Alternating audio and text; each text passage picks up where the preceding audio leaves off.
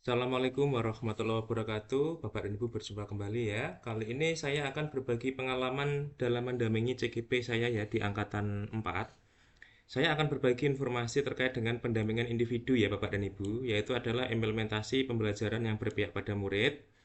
Waktu pelaksanaannya adalah kurun waktu seminggu ya sebelum Lokakarya 3. Bapak dan Ibu nanti yang dibutuhkan adalah tentunya adalah buku pegangan individu ya, pendampingan individu, jurnal hasil pemantauan pembelajaran daring, kemudian jurnal pendampingan, daftar hadir, rencana pendampingan berikutnya, kemudian hasil input instrumen, lembar umpan balik ya, kemudian hasil keterlaksanaan dari tahapan Bagja, yaitu adalah hasil diskusi Lokakarya 2, dan yang keenam adalah rubrik penilaian ya, refleksi lampiran 3. Bapak Ibu nanti saya akan sampaikan ya untuk bagian inti pendampingan.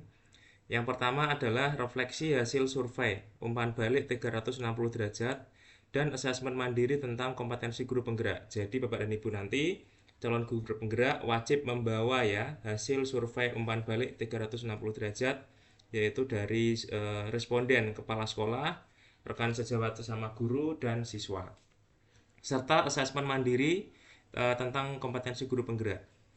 Di sini nanti Bapak dan Ibu, berdasarkan hasil feedback 360 derajat nanti ya dan asesmen mandiri, apa yang kurang baik dan perlu ditingkatkan ya menurut responden. Jadi nanti Bapak dan Ibu silahkan ini nanti CGP menjawab ya pertanyaan dari PP. Ini adalah 3 pertanyaan yang nanti akan disampaikan oleh pengajar praktek.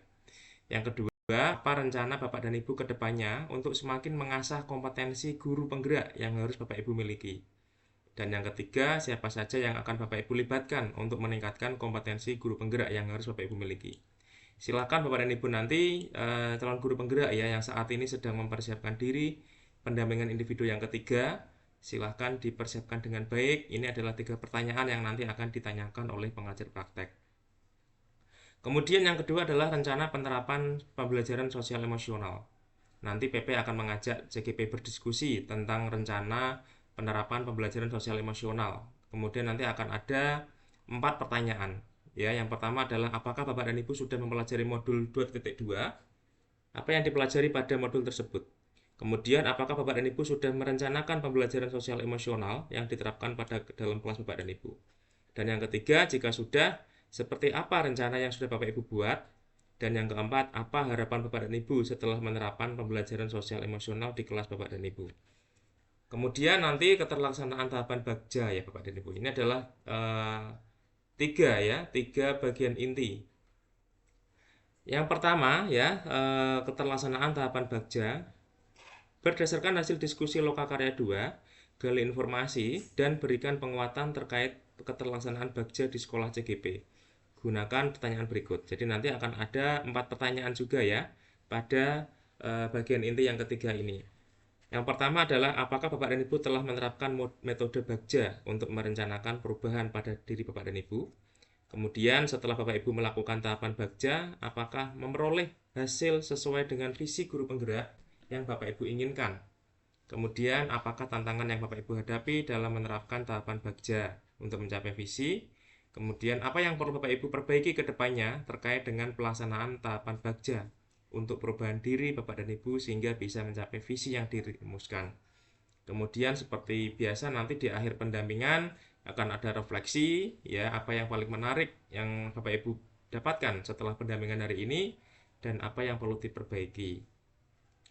Kemudian sebelum pendampingan pelaksanaan individu 4 ya, tugas yang disiapkan CGP adalah Bapak dan Ibu ini poin penting ya. Ini poin penting yaitu sebelum pelaksanaan pendampingan individu yang keempat, tugas yang harus dipersiapkan CGP adalah CGP menyusun RPP dengan unsur diferensiasi, kompetensi sosial emosional, dan budaya positif.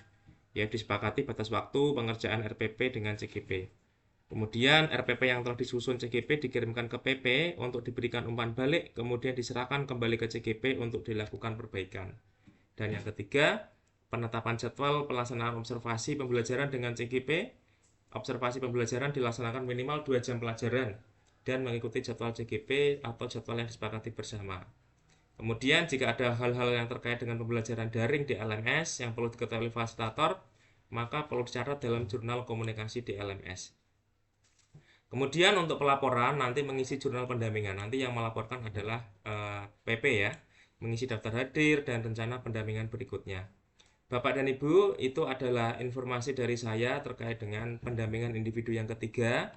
Ada poin-poin penting yang harus Bapak Ibu persiapkan ya, tentunya adalah dari pengajar praktek juga dari CGP.